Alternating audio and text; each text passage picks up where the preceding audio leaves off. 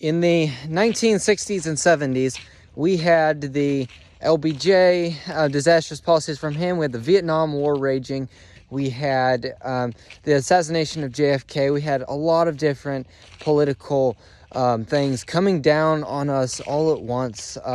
And the young people got really, really, annoyed by politics, and they just wanted a place to take a deep breath and not have to worry about it for one spot. That's all they wanted. But so the churches adapted, and they stopped talking about politics in this time period in the 60s and 70s, and they just started talking about Jesus and becoming saved and all that. And from there we got the awful Jesus revolution, which created converts but not disciples.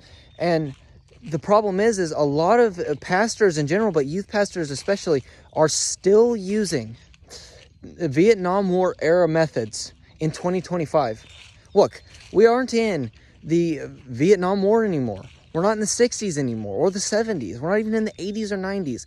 Young people today are hungry to hear what the biblical view on abortion should be, what the biblical view on same-gender attraction should be, on what the biblical view of all these things, what we should think, what the Bible says about these things.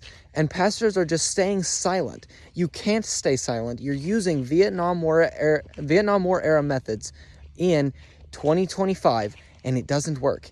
If you started talking about this stuff, I guarantee you Gen Z would come, and it would come in the hordes. Not immediately, but once word got out, people would really, really come, especially Gen Z. Young people would fill your pews because you are talking about the things they are aching to hear about.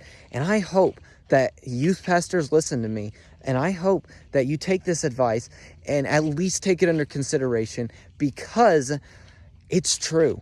We're aching to hear what the biblical view on these things should be, and we are being educated by liberal influencers on the social media and by other awful things to tell us what our views should be, instead of pastors telling us what the biblical view on these things should be. So please, talk about these. You've got to do it. I hope you at least take this under consideration.